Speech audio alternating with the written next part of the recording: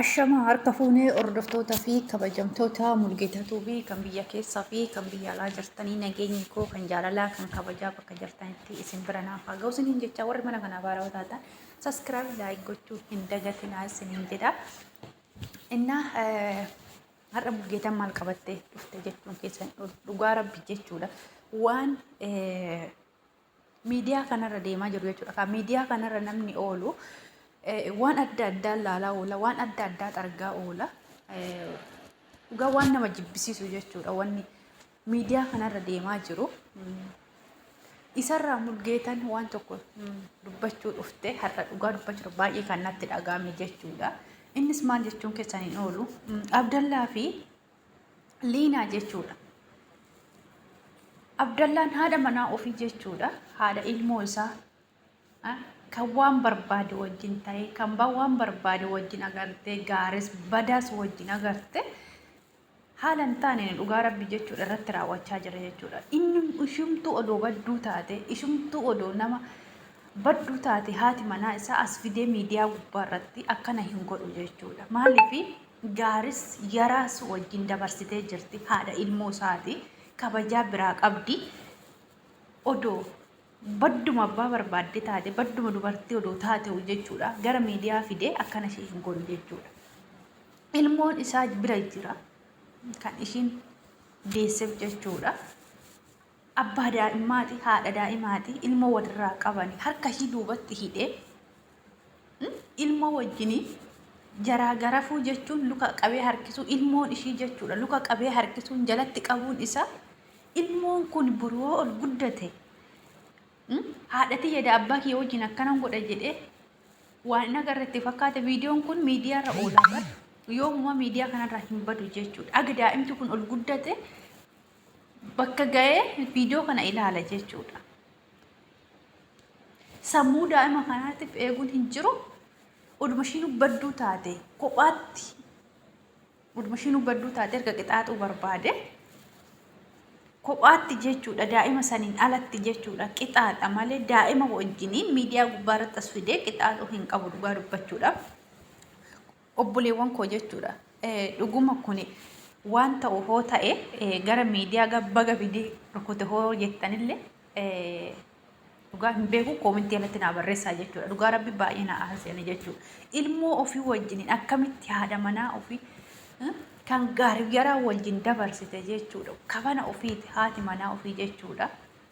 Gaaris badaas tolaas waan hunda wajjin dabarsite ilmoo kana waliin argatan jechuudha. Kanarratti ilmoo wajjin haadha manaa ofii qaxanqata jechuudha. Daa'imti kun bor maaltu itti dhaga'ama?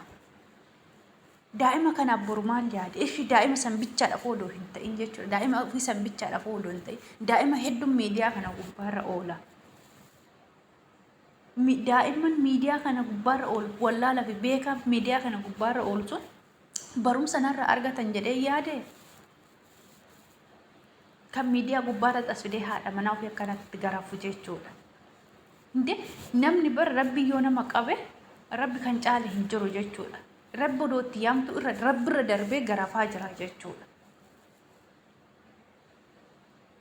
Oduma badduu aga barbaaddetu taate oduma aga barbaadde baalagees taate baddoos taate miidiyaa gubbaarratti as fidee akkana hin godhu jechuudha. Akka harka ishii duubatti hidhee jechuudha. Dhugaa dubbachuudhaaf ana baay'ee na aarse jechuudha. Maaliif natti dhagahame dhugaa dubbachuudhaaf keessattuu gisee daa'imni ishii keessaa ba'e jechuudha. Harka ishii duubatti hidhiitoo fooxaatti kennee jechuudha. Akka inni harka ishii duubatti hidhee garafuuf daa'imti illee gargaaraa ture jechuudha. Maaliif barbaachise kun? Daa'imti kunis barumsuma isaan qabatanii deeman kana qabattee deemaa jirti wajjiniin jechuudha. Sammuun isaa kalaas kana qabatee deema akkuma isaan deeman kanatti wajjin deema jechuudha daa'imti kunis dhugaa dubbachuudhaaf jechuudha. Yaa warra dhiiraa keenya dhugaa dubbachuudhaaf haadha manaa keessaniif kabajaa godha. Kan haadha manaa keessaniif kabajaa gootanii haala gaariidhaan kunuunsifattanii haala gaariidhaan kabaja ishiidhaaf qabdanii dhugaa rabbi baay'ee tokko jechuudha.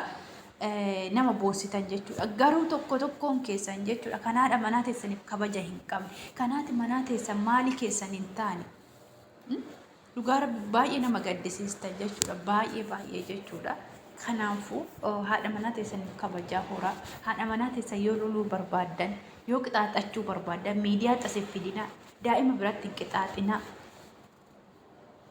Maaliif barumsuma si fudhat barumsuma sin akka asirratti as baastanii qaxaqaxxan kana yookiin yoo qixaaxxan kana daa'imti illee barumsa san jalaa qabatte guddachaa deemti jechuudha. Haadhi xiyyaa akka abbaan kiyya miidiyaa irratti baasee qaxaqaxan. Abbaan kiyya akkatti haadha xiyya miidiyaa irratti viidiyoo harkashii duubatti jedhee daa'imti kun sin jalaa barumsa fudhachaa deema jechuudha. Kanaafuu haadha manaa teessan kabajaa godhaafi. Haadha manaa teessan kafana keessaan akkuma ishiin kafana keessa isinii taasisu sinillee kabajaa godhaafi kabajaa haadha ilmoo teessanii dhugaa dubbachuudhaaf baay'ee tokko na aarse Abdallaanii haadha ilmoo ofii jechuun dhugaa maal akkan jedhu beeku baay'ee natti dhagahame jechuudha. Maaliif ishiin tun haadha manaa isaati harka duubatti jechuudha. Qaxaaqqatuun isaa baay'ee natti ulfaate baay'ee natti gadde jechuudha. Dhugaa dubbachuudhaaf jechuudha. Viidiyoo kana keessatti yoom badeen siraate yoom Mulgeetaa hin dogoggorte gaarii hotii oonaan jettan illee koomentii naa barreessuu hin dagatinaa isiniin jedha. Dhugaa rabbi agumaan aariin dubbadhe maaliif haadha ilmooti. Maaliif akkana godha kan jiru natti dhagahame waan ta'eef dhugaa rabbi jechuudha baay'ee natti dhagahame haadha daa'ima isaati waan gaaris badaas tolaas waan wajjin dabarsiteef jechuudha maaliif akkana ishee godha gisee hunda jechuudha miidiyaa kana gubbaarratti fide gocha hin taane irratti raawwachaa jira chaarjii dachaafatee gubaa jira sanuu daa'ima biratti jechuudha daa'imti kun sammuun isaa ol guddachaa deema daa'imti kun maal narraa barata ilmoon kiyya kun maal narraa barata waan gaarii barsiisuun qaba waan badaa barsiisuun qabu jedhee kan daa'ima isaa kana yaadu waan badaas gubbaarratti haadha manaa isaa jechuudha. Kan waan hunda isa wajjin dabarsite miidiyaa kana gubbaarratti fidee garafaa jira jechuudha. Inna dhugaa rabbi baay'ee natti dhagahame jira waan ta'eef irraa dubbachuu barbaade.